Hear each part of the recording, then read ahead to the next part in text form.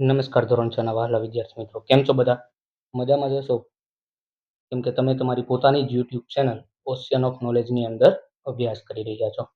તો આપણે આગળના લેક્ચરની અંદર 1.4 સુધીનો અભ્યાસ કરી ચૂક્યા છીએ. હવે આજે આપણે 1.5 એટલે આકારોમાં પેટર્ન, જેના વિશે વિસ્તૃતમાં અભ્યાસ કરવાનો છે.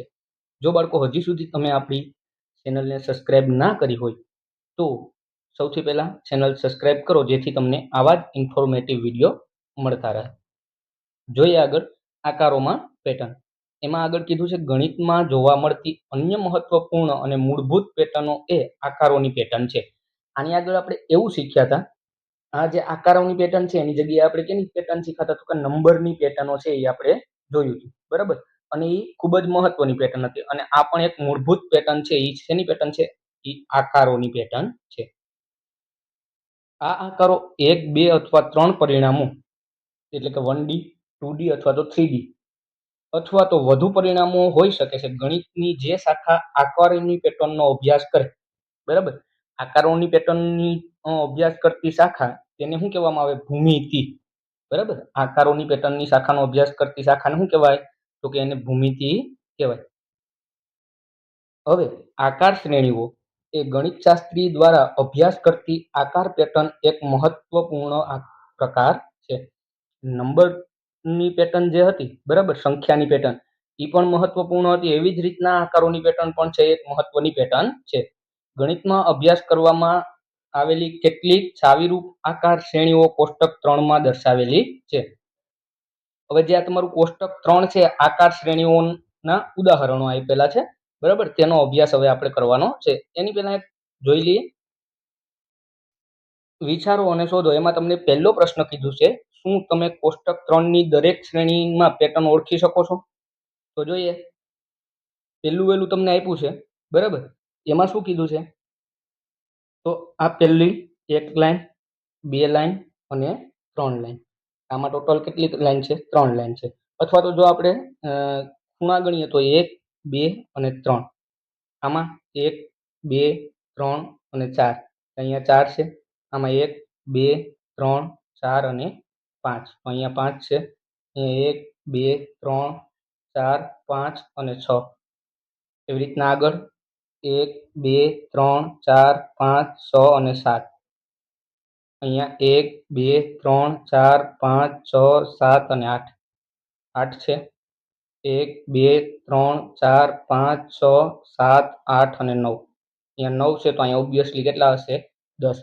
તો હવે આગળ આપણે જોઈ ગયા હતા 3, 4, 5, 6, 7, 8, 9, 10. તો આ કેવી સંખ્યા હતી? ગણતરીની સંખ્યા હતી,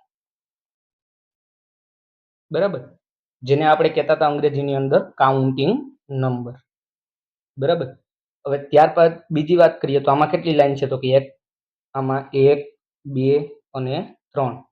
તો અહીંયા 1 લખું, અહીંયા 3 લખું.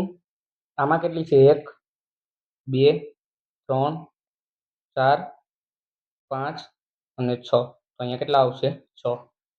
એના પછી અહીંયા 1, 2, 3, 4, 5, 6, 7, 8, 9 અને 10.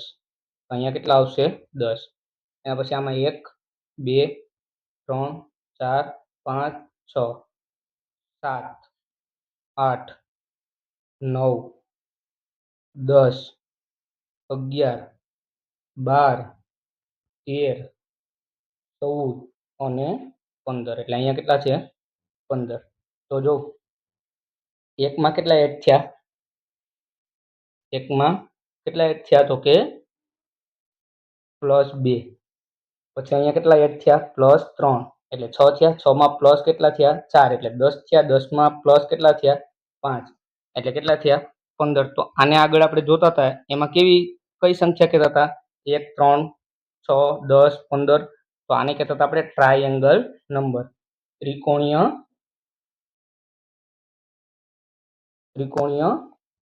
સંખ્યા, બરાબર, જેને અંગ્રેજીમાં કહેતા હતા ટ્રાયેંગલ નંબર.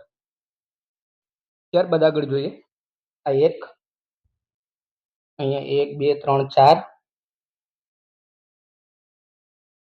બરાબર. એના પછી 1 2 3 4 5 6 7 8 ને 9. 1 2 3 4 5 6 7 8 9 10 11 12 13 14 15 અને 16.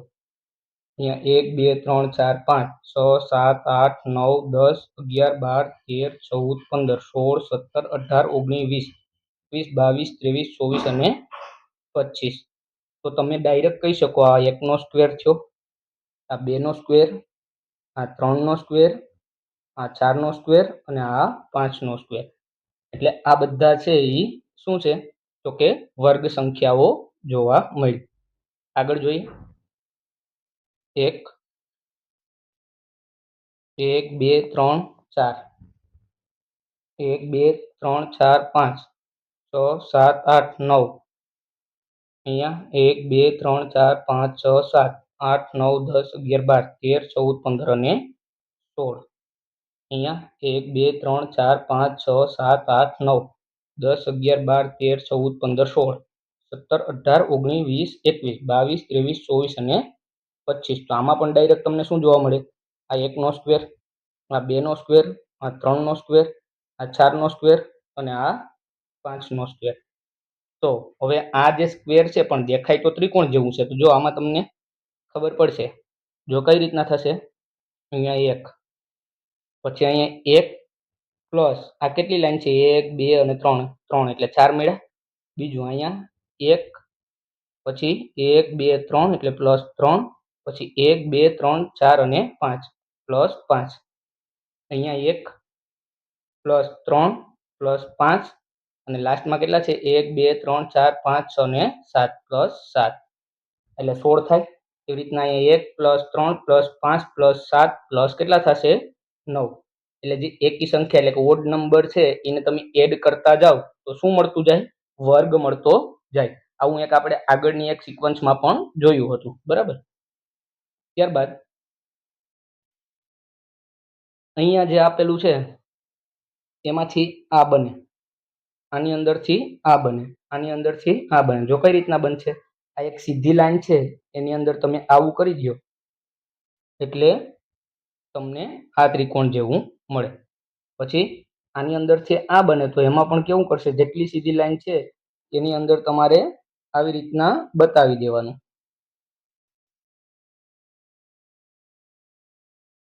બરાબર. એટલે આવું બને. હવે આ જે છે સીધી લાઈન, આમાં જેટલી સીધી લાઈન દેખાય એની અંદર તમે જો આવું બનાવો તો તમે એના જેવું બનાવી શકો. પણ આ એકદમ નાનું છે એટલે અહીંયા બનશે નહીં. એટલે તમારે જરા જોઈ લેવાનું છે તમારી રીતે. બરાબર. હવે જોઈએ આગળ.